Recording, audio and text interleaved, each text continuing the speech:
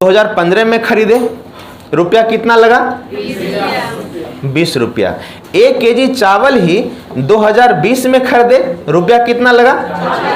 कितना ज्यादा लगा? 20 रुपया ज्यादा लगा। इस स्थिति को हम क्या कहेंगे?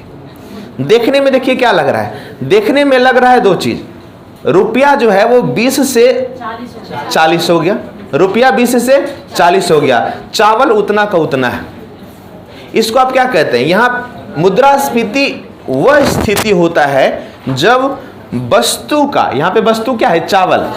वस्तु और सेवा का मूल्य बढ़ रहा है कि घट रहा है? बढ़ रहा है, क्योंकि 1 केजी चावल पहले मिलता था 20 रुपया में ही, और अब वही 1 केजी चावल मिल रहा है 40 रुपया में। तो हम कह सकते हैं ना कि मुद्रा का, वस्तु का मूल्य क्या हो रहा है? वस्तु का मूल्य क्या हो रहा है? लेकिन मुद्रा का मूल्य क्या हो रहा है? मुद्रा का मूल्य, जो चावल 1 केजी खरीदे थे 20 रुपया में, आज वो चावल जो मिल रहा है 40 रुपया में। तो देखने में लग रहा है कि मुद्रा बढ़ गया, ज्यादा पैसा बढ़ गया, लेकिन एक्चुअल में इसका मूल्य क्या हो गया? मुद्रा का मूल्य क्या हो गया? घट गया। तो यही स्थिति कहलाता है मुद्रास्फीति, यही स्थिति कहलाता है इन्फ्लेशन। इन्फ्लेशन किसे कहते हैं? तो इन्फ्लेशन में बस दो चीज याद रखिए, एक तरफ मुद्रा जिसका मूल्य क्या होता है? मुद्रा का मूल्य क्या होता है? और वस्तु और सेवा का मूल्य क्या होता है? वस्तु और सेवा का मूल्य क्या होता है? हमारी दादी कहती थी कि 5 रुपया में हम पूरा का पूरा 1 केजी चावल खरीदते थे, आज से कहीं 20 साल पहले। लेकिन 1 केजी चावल अब कितना में खरीदाया जा रहा है? तो दादी क्या कहेगी? महंगाई बढ़ गलो कि इन्फ्लेशन हो गलो? वो कहेगी कि महंगाई बढ़ गलो, और हम लोग उसी को क्या कहते हैं? वही स्थिति हमारे यहाँ क्या है? इन्फ्लेशन। तो इन्फ्लेशन वास्तव में क्या होता है? जब मुद्रा का मूल्य घट रहा होता है, मुद्रा का मूल्य घट रहा होता है, जो 20 रुपया में, जो 5 रुपया में पहले 1 केजी चावल मिल जाता था, वो अब 40 रुपया में मिलता है। तो मुद्रा का मूल्य क्या हो गया? और वस्तु और सेवा का मूल्य क्या होता है? बढ़ रहा होता है। तो यही स्थिति क्या कहलाता है? मुद्रास्फीति कहलाता है। तो ये हमने बताया था और हमने लिखवा भी दिया था शायद, है ना। अब हम मुद्रास्फीति की प्रकार की चर्चा कर रहे थे, है ना। मुद्रास्फीति का प्रकार, कितना प्रकार का होता है मुद्रास्फीति? तो हमने बताया था मुद्रास्फीति का प्रकार कितना लिखाए थे? कौन कौन? पहला रेंगती मुद्रास्फीति। रेंगना का अंग्रेजी क्या होता है? क्रीपिंग। चलती मुद्रास्फीति,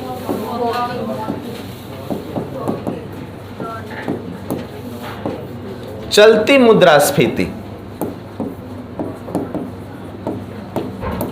तीसरा दौड़ती मुद्रास्फीति। अब पहले इसको समझ लेते हैं लोग।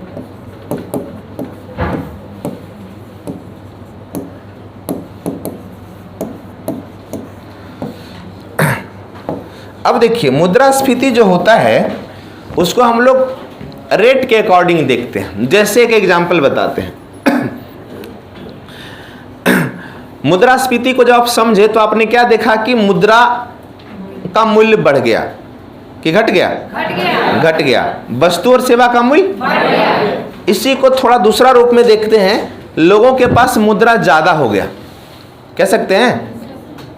एक समय था जब 20 रुपया देता था या 5 रुपया देता था 1 केजी चावल के लिए, लेकिन अब लोगों के पास इतना मुद्रा हो गया कि वो कितना पैसा दे रहा है? 40 रुपया दे रहा है। तो कहीं ना कहीं हम कह सकते हैं कि लोगों के पास मुद्रा क्या हो गया? ज्यादा हो गया। लोगों के पास मुद्रा ज्यादा हो गया। अब देखिए क्या होता है, जब लोगों के पास मुद्रा ज्यादा होना पॉजिटिव है, लेकिन जरूरत से ज्यादा होना नेगेटिव है। यानी हम कह सकते हैं कि एक लिमिटेशन तक, एक सीमा तक मुद्रास्फीति अर्थव्यवस्था के लिए सही माना जाता है। क्यों सही माना जाता है? क्योंकि लोगों के पास पैसा रहेगा। मुद्रास्फीति को आप ऐसे समझ सकते हैं कि लोगों के पॉकेट में क्या होना? पैसा होना।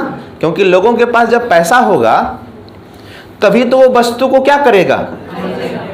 तभी तो वो वस्तु को खरीदेगा, कुछ ना कुछ वस्तु को खरीदेगा। यानी वस्तु को खरीदेगा तभी तो मार्केट में वस्तु का डिमांड होगा, और जब मार्केट में वस्तु का डिमांड होगा तभी तो उस वस्तु का उत्पादन होगा। कहीं ना कहीं कोई ना कोई फैक्ट्री में, तभी तो उस वस्तु का क्या होगा, उत्पादन होगा। और जब जहाँ वस्तु का उत्पादन होगा तो वहीं तो रोजगार मिलेगा, वहीं तो रोजगार मिलेगा। यानी हम कह सकते हैं कि एक लिमिट तक, एक सीमा तक लोगों के पॉकेट में पैसा होना जरूरी है, क्योंकि एक सीमा तक लोगों के पैकेट में पैसा रहेगा तभी तो वो कुछ ना कुछ वस्तु को खरीदेगा। और जब कुछ ना कुछ वस्तु को खरीदेगा तो जिस वस्तु को खरीदेगा उस वस्तु का उत्पादन तभी तो होगा। और जहाँ पे वस्तु का उत्पादन होता है कहाँ होता है, फैक्ट्री में। अब फैक्ट्री में जब वस्तु का उत्पादन होगा तो वहीं तो लोगों को रोजगार मिलेगा। यानी आप इस बात से सहमत हैं कि एक लिमिट तक पैसा होना जरूरी है। लेकिन अगर एक लिमिट से ज़्यादा पैसा हो जाए, हमारे पास अगर एक लिमिट तक पैसा रहे तो हम अपनी ज़रूरत की वस्तु को खरीदेंगे कि नहीं खरीदेंगे। लेकिन पता चले हमारे पास इतना पैसा हो जाए कि पूरा मेरा घर भरा हुआ हो, तो एक के बार अगर निकालेंगे तो कितना पैसा निकालेंगे। तो जहाँ पे भी जाएंगे मॉल में, ये मिलना चाहिए 20 रुपया में, कहेगा 20 रुपया लो, 200 रुपया। नहीं, चाय पीना चाहिए 10 रुपया में, लो 500 रुपया। नहीं, वो जो खट्टा, कौन मूवी में जो अक्षय कुमार ऐसे करता है, झाड़ता है पैसा को, हेरा फेरी। तो एक लिमिट में पैसा होना जरूरी है, अर्थव्यवस्था के लिए सही माना जाता है। क्यों? एक लिमिट में पैसा रहता है तो डिमांड बना रहता है, डिमांड वस्तु का बना रहता है। आपके पास पैसा रहेगा तभी ना आप कुछ खरीदिएगा, डिमांड बना रहता है। जब डिमांड बना रहता है तो उत्पादन होते रहता है और लोगों, बेरोजगारी एक हद तक कंट्रोल में रहती है। लेकिन अगर एक लिमिट से ज़्यादा पैसा हो जाए, एक लिमिट से ज़्यादा पैसा हो जाए तो क्या होगा, जिस वस्तु के लिए हम 10 रुपया देना चाहिए उसके लिए हम 200 रुपया देंगे, तो वस्तु का वैल्यू बढ़ेगा, वस्तु का वैल्यू बढ़ेगा और मुद्रा का मूल्य एकदम घटेगा, बहुत ज़्यादा घटेगा। उसी को क्या कहते हैं, उसी को क्या कहते हैं, मुद्रास्फीति कहते हैं। अब देखिए सबसे पहले समझते हैं एक एक करके, रेंगती मुद्रास्फीति क्या होता है। तो 3 गो वर्ड से ही आपको क्लियर हो रहा होगा। एक है रेंगना, उसके बाद चलना, उसके बाद दौड़ना। क्रीपिंग, रेंगती मुद्रास्फीति सबसे छोटा स्थिति होता है, यह अर्थव्यवस्था के लिए सही माना जाता है। रेंगती मुद्रास्फीति क्या होती है? तो रेंगती मुद्रास्फीति में मुद्रास्फीति का जो दर होता है वो कम होता है, वो महज 2 से 3% तक होता है। और चूंकि अर्थव्यवस्था में इतना मुद्रास्फीति को आप बोलचाल में महंगाई भी कह सकते हैं, तो 2 से 3% अगर मुद्रास्फीति रहता है तो वो सही माना जाता है। वो क्यों सही माना जाएगा? क्योंकि 2 से 3% मुद्रास्फीति रहता है, यानी लोगों के पास उतना ही पैसा रहता है जिससे कि डिमांड भी बना रहे और सप्लाई भी होता रहे। लेकिन यही जब मुद्रास्फीति, इसलिए इसको 2 से 3% मुद्रास्फीति को क्या कहते हैं? रेंगती मुद्रास्फीति, है ना। रेंगना मतलब रोड पे जैसे रेंगना नहीं होता है, रेंगना। यही जब हो जाता है चलती मुद्रास्फीति, इसका परसेंटेज जो है चलती का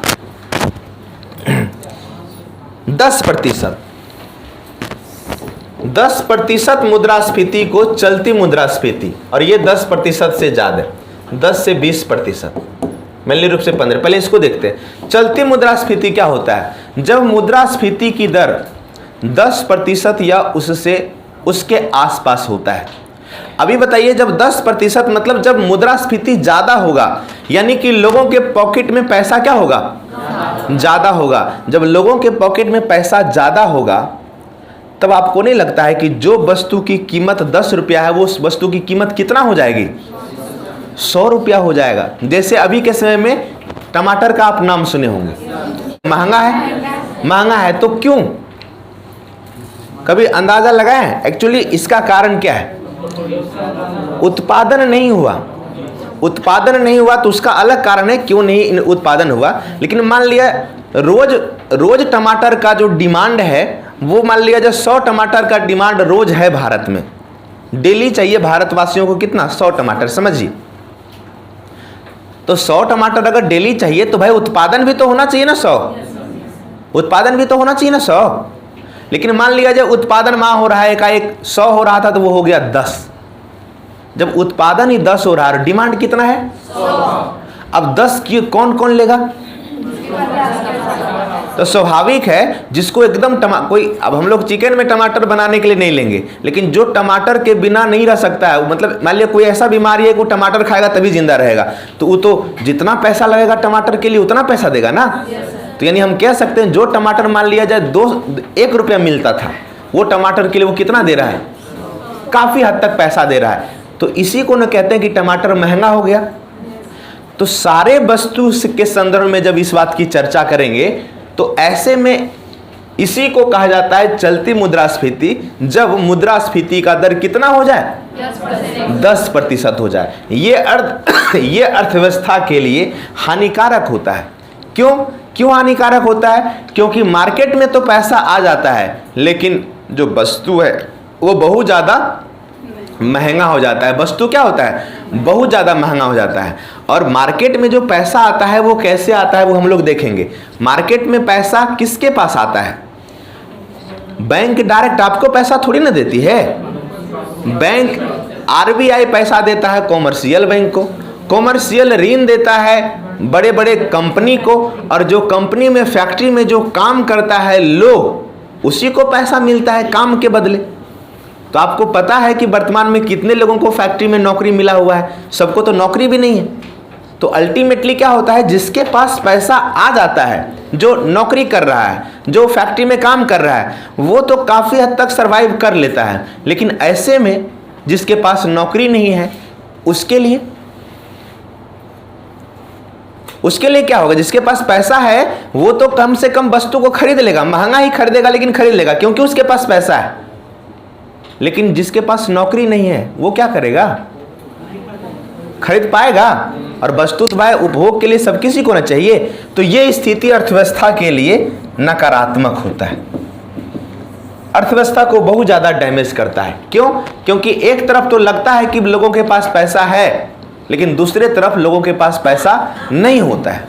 और जब लोगों के पास पैसा नहीं होता है तो अपने डिमांड को पूरा नहीं कर पाता है। और जब वस्तु का डिमांड ही नहीं होगा तो वस्तु का उत्पादन भी नहीं होता है। और जब वस्तु का उत्पादन नहीं होगा तो आपको बैठा के कोई नौकरी कराएगा? फैक्ट्री में वस्तु का उत्पादन होगा तभी तो वहाँ पे फैक्ट्री चलेगी। और जब फैक्ट्री में उत्पादन नहीं होता है तो क्या होता है? बेरोजगारी बढ़ जाती है। जैसे कोरोना के समय एक समय के बाद क्या लगा? डिमांड तो मोटा मोटी जो घरेलू वस्तु उसका था, लेकिन बहुत सारे वस्तु का डिमांड घट गया। और जब डिमांड घट गया तो जो फैक्ट्री में काम करने वाला था छटनी हो गया, बेरोजगारी बढ़ गया, लोगों के पास पैसा नहीं आने लगा। ठीक है, यही स्थिति जब काफी हद तक बहुत ज्यादा हो जाता है, यानी कि इसमें 15 से 20% मुद्रास्फीति की दर हो जाती है, तो ये अर्थव्यवस्था को पूरी तरीके से चौपट कर देती है। चौपट कैसे करती है? हमने क्या कहा? 3 स्तर को समझिए। अगर इस पेन की कीमत 2 रुपया है तो 2 से अगर 3 रुपया हुआ तो बहुत ज़्यादा प्रभावित नहीं करेगा।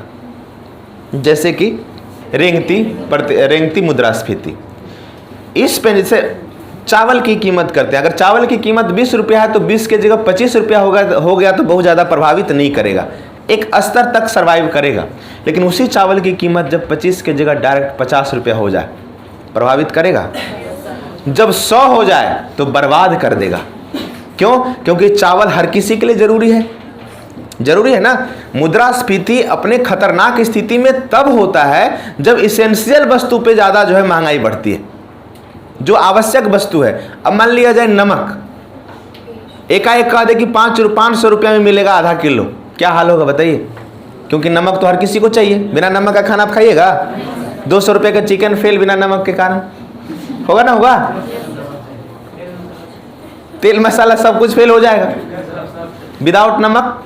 कभी ऐसा हुआ कुछ बढ़िया मटन चिकन बना के खाए बिना नमक का खाए हैं? नहीं खाए। अब बताइए, नमक या इसी तरह का कोई और वस्तु जो आपके लिए एसेंशियल है, आवश्यक है, कपड़ा, एजुकेशन, इन सब से संबंधित वस्तु का एकाएक मूल्य बढ़ जाए, वस्तु का मूल्य बढ़ जाए। अब मूल्य बढ़ जाएगा तो आपके पास पैसा ही नहीं है, तो आप कितना सर्वाइव कर पाओगे? तो नहीं कर पाओगे। तो यही स्थिति कहलाता है दौड़ती। विकसित देशों में कभी कभी एक बार स्विट्जरलैंड को इस तरह से बर्बाद किया था। अभी के समय में देखिए क्या होता है। अब इस चीज़ को समझने से पहले एक चीज़ मैं आपको थोड़ा सा समझा रहा हूँ, उसको थोड़ा सा बेहतर ढंग से समझिएगा। देखिए कैसे अर्थव्यवस्था को भारत सरकार कंट्रोल करता है, और भारत सरकार का जो मेन बैंक है वो आरबीआई। कैसे सरकार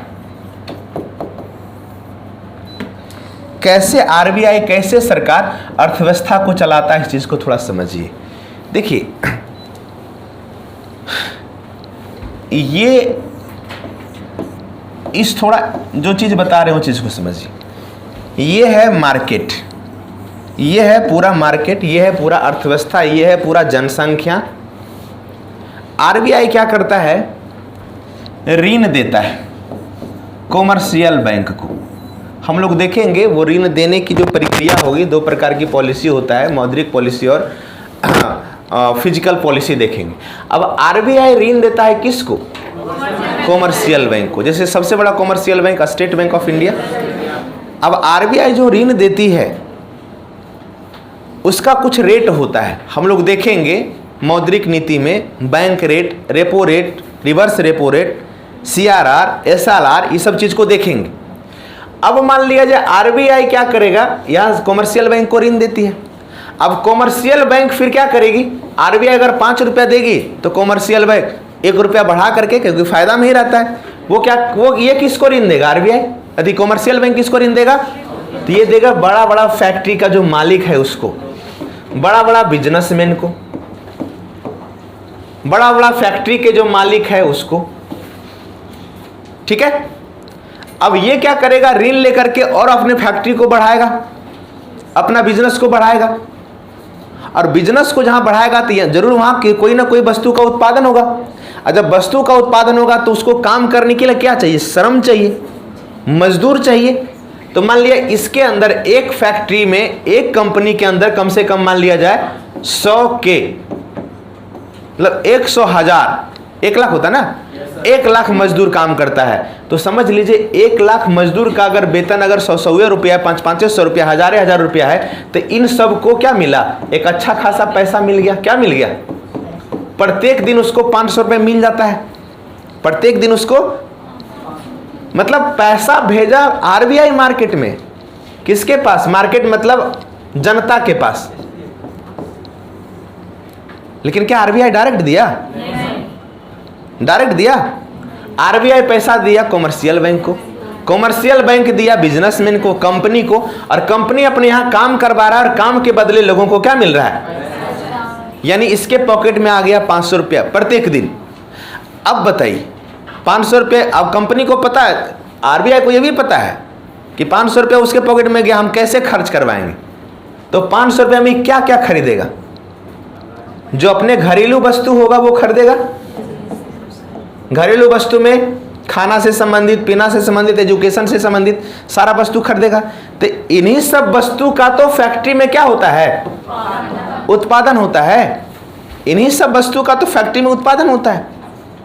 और जैसे जैसे व्यक्ति के पास पैसा बढ़ेगा वैसे वैसे उसका क्या होगा? डिमांड भी बढ़ता चला जाएगा। पहले रोटी कपड़ा मकान, उसके बाद बाइक, उसके बाद कार, उसके बाद बड़ा, जैसे जैसे पैसा होगा। अब मान लिया जाए बहुत पैसा आ गया जनता के पास, यानी कि आरबीआई ने बहुत ज्यादा पैसा कॉमर्शियल बैंक को दे दिया, और कॉमर्शियल बैंक ने बहुत ज्यादा ऋण किसको दे दिया? और बिजनेसमैन ने बहुत ज्यादा फैक्ट्री लगाया और जनता के पास बहुत ज्यादा पैसा आ गया। तो जब जनता के पास बहुत ज्यादा पैसा आ जाएगा तो वही ना वस्तु को जितना कीमत में खरीदना चाहिए उससे ज्यादा पैसा पे करना शुरू कर देगा। 5 रुपया का चावल 10 रुपये में खरीदेगा, 5 रुपया का चावल 10 रुपये में खरीदेगा। जो कलम मिलना चाहिए 10 रुपया में, वो 100 रुपया में खरीदेगा। इसी को तो महंगाई कहते हैं, इसी को तो मुद्रास्फीति कहते हैं। तो अब हम कहें मुद्रास्फीति का कारण क्या है? तो लोगों के पास बहुत ज्यादा पैसा हो जाना, लोगों के पास बहुत ज्यादा पैसा हो जाना। एक ये कारण, और दूसरा वस्तु की कमी हो जाना, वस्तु के उत्पादन में कम होना। कभी कभी क्या होता है, पैसा उतना ही रहता है लेकिन वस्तु का उत्पादन एकाएक घट जाता है, जैसे टमाटर के साथ हो गया। पता चला इस बार जितना टमाटर लगाए सब में एक गजब का कीड़ा आया और सब टमाटर को बर्बाद कर दिया। ऐसा नहीं था लोगों के पास बहुत ज़्यादा पैसा हो गया, बल्कि इसका उत्पादन ही क्या हो गया। तो मुद्रास्फीति का जो कारण में हम लोग देखते हैं वो मेनली रूप से दो कारण होगा। एक होगा लोगों के पास बहुत ज़्यादा क्या हो जाना, और दूसरा अब लोगों के पास बहुत ज़्यादा पैसा हो जाता है तो लोगों का तो मन बढ़ जाता है ना। तब आरबीआई कहता है अच्छा तुम्हारा मन हम छोटा करते हैं। तो आरबीआई लाता है मौद्रिक पॉलिसी। मौद्रिक पॉलिसी कुछ नहीं होता है, जनता के पास मार्केट में जो पैसा है उसको कम करने का तरीका होता है। ये क्या करेगा, जो ऋण पहले आरबीआई देता था 5%, बढ़ा के करेगा 10%। अब कहेगा 100 रुपया देंगे, पहले 5 रुपया। अब जिसे 5 रुपया में दिया था कॉमर्शियल बैंक को, कॉमर्शियल बैंक 7% ऋण पे मार्केट में दे रहा था, तो 5% कम ऋण होता है ना। 5% की जगह चलिए हम 1% ज़्यादा बोले, मतलब आरबीआई कॉमर्शियल बैंक को 1% पे दे रहा था और कॉमर्शियल बैंक क्या कर रहा था, 2% पर दे रहा था। तो एकदम धड़ाधड़ पैसा लिया, धड़ाधड़ ऋण लिया, बहुत ज़्यादा ऋण लिया। आरबीआई बोला रुको, हम क्या करते हैं 10% हम ब्याज दर बताते हैं, बैंक दर बढ़ा के 10%, बैंक रेट बढ़ा के 10%, रेपो रेट बढ़ा के 10%, रिवर्स रेपो रेट बढ़ा के 10%। अब ऐसे में क्या कर दिया, ऋण लेगा ज़्यादा कॉमर्शियल बैंक, 10% पे कौन ऋण लेगा, बहुत कम लेगा। कॉमर्शियल बैंक ले भी लिया तो कंपनी ऋण लेगा, ये तो 10 पे देगा, थी कम से कम 15 पे देगा। 15% पे कंपनी ऋण लेगा, बहुत कम ऋण लेगा या ना के बराबर ऋण लेगा। जब कंपनी ऋण नहीं लेगा तो फैक्ट्री स्थापित होगी, बहुत ज़्यादा फैक्ट्री स्थापित होगी, बहुत कम फैक्ट्री चलेगा। और जब बहुत कम फैक्ट्री चलेगा तो जनता के पास पैसा जो डेली 500 रुपये जाता था वो जाएगा, कितना जाएगा, 100 से भी कम जाएगा।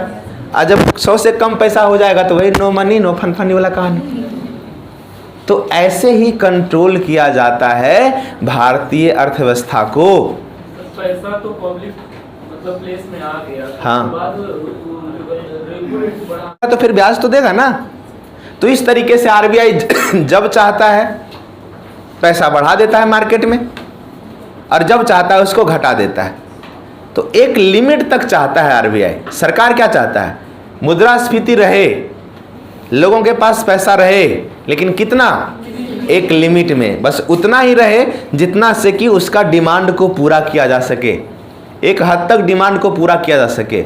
उससे ज़्यादा होगा तो दिक्कत होना शुरू होगा और यहीं से कंट्रोल होना शुरू हो जाता है। ठीक है। मुद्रास्फीति जनित मंदी, मुद्रास्फीति में हम लोग क्या देखें कि सर मुद्रास्फीति में स्थिति क्या होता है कि वस्तु का कीमत बढ़ जाता है, वस्तु का कीमत बढ़ जाता है और मुद्रा का मूल्य क्या होता है, घट जाता है। वही स्थिति मुद्रास्फीति कहलाता है। ठीक है, उसको आप बोलचाल में महंगाई कहते हैं। लेकिन इसी के दौरान एक स्थिति होती है मंदी। अब मंदी देखिए क्या होता है, जैसे कहते हैं ना कि हमारे कारोबार में मंदी आ गया। किसी का अगर बिजनेस होगा, कोई बिजनेस फैमिली से होंगे तो सुनते होंगे कि हमारे कारोबार में क्या हो गया, लगता है लक्ष्मी माता रूठ गई है। तो जो भी होता है फिर करते हैं बढ़िया से, फिर लक्ष्मी माता मान भी जाती है। एक्चुअल में लक्ष्मी माता और पिता कुछ नहीं होता है, मतलब ठीक है होता है, पूजा पाठ सही है, करना चाहिए, आस्था वाली चीज़ है। लेकिन वहाँ पे क्या होता है, जब अर्थव्यवस्था लगातार मंदी की स्थिति में जाती है और मंदी में क्या होता है कि जीडीपी का जो ग्रोथ रेट है, जीडीपी तो हम बताए थे ना, जीडीपी का ग्रोथ रेट जो है वो लगातार क्या होता है, घटता चला जाता है, कम से कम 3 महीना तक, या अगर हम तिमाही निकाले तो 6 महीना तक। यानी जब किसी अर्थव्यवस्था में जीडीपी का वृद्धि दर, जीडीपी की स्थिति लगातार कम होता चला जाए, उत्पादन, जब जीडीपी कम होगा उत्पादन लगातार क्या हो, घट रहा हो, तो वैसी स्थिति को हम लोग क्या कहते हैं, मंदी कहते हैं। ठीक है। यानी जब मुद्रास्फीति और मंदी दोनों साथ साथ हो, मुद्रास्फीति और मंदी यानी वस्तु का कीमत बढ़ गया, मतलब बहुत ज़्यादा महंगा हो गया वस्तु, और दूसरा वस्तु का उत्पादन ही नहीं हो रहा हो या बहुत कम हो रहा हो, तो वो स्थिति जब, यानी ये कह सकते हैं दोनों स्टैगफ्लेशन, याद करें स्टेज पे दो लोग हैं, एक मुद्रास्फीति और दूसरा मंदी। जब मुद्रास्फीति और मंदी दोनों साथ साथ चल रहा होता है तो वही स्थिति क्या कहलाता है? स्टैगफ्लेशन या मुद्रास्फीति।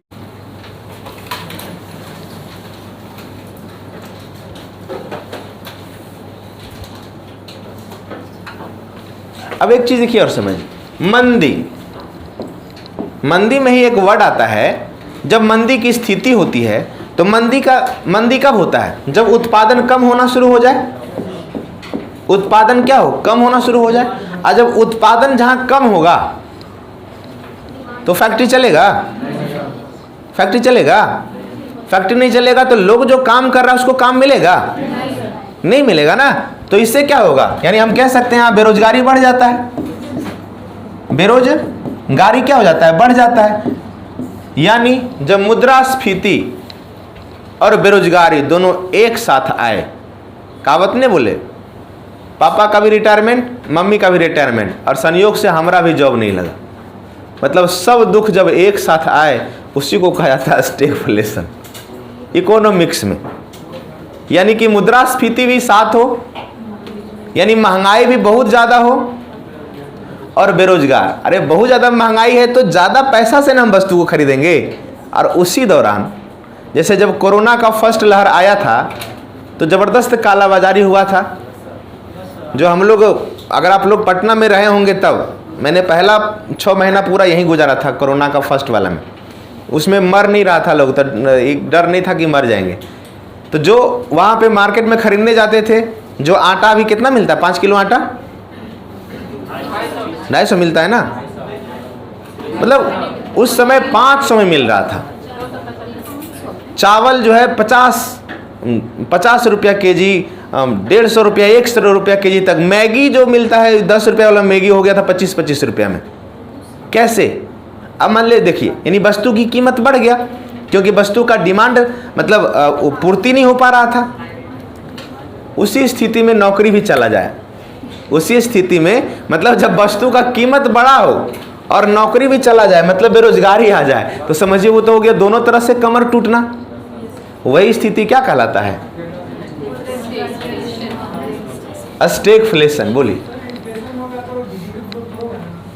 इन्फ्लेशन होगा तो एक लिमिट तक होता है ना। एक लिमिट तक इन्फ्लेशन ठीक है। इन्फ्लेशन का मतलब यहाँ बहुत ज़्यादा। इन्फ्लेशन पैसा बढ़ने का मतलब सिर्फ जीडीपी बढ़ना नहीं है ना।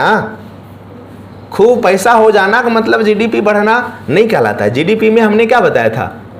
वस्तु मुद्रास्फीति के कारण में सबसे पहला और सबसे महत्वपूर्ण कारण होता है, देखिए मुद्रास्फीति को समझिए। मुद्रास्फीति वह स्थिति होता है जब वस्तु का वैल्यू घटता है, वस्तु एवं सेवा का वैल्यू बढ़ता है, वस्तु एवं सेवा का वैल्यू और मुद्रा का वैल्यू। तो कहावत वो कहता है ना कि बेटा जब अपना कमाओगे तब पता चलेगा पैसा का वैल्यू क्या होता है ना।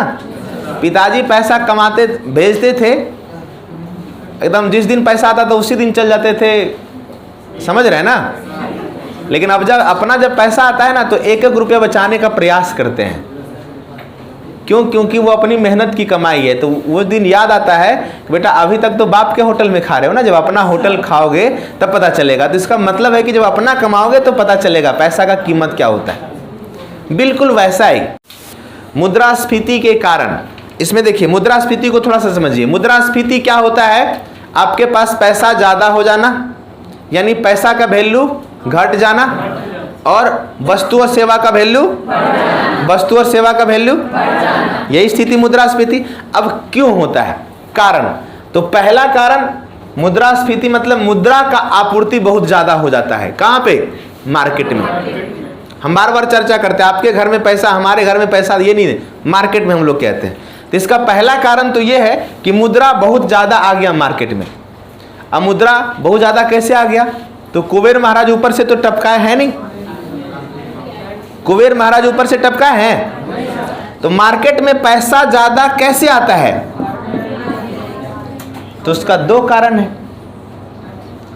पहला कारण है आरबीआई ऋण सस्ता कर देता है, यानी बैंक क्या करता है। पहला, अब एक चीज समझिए, जब ब्याज दर में गिरावट होगी, हम आपको कहें,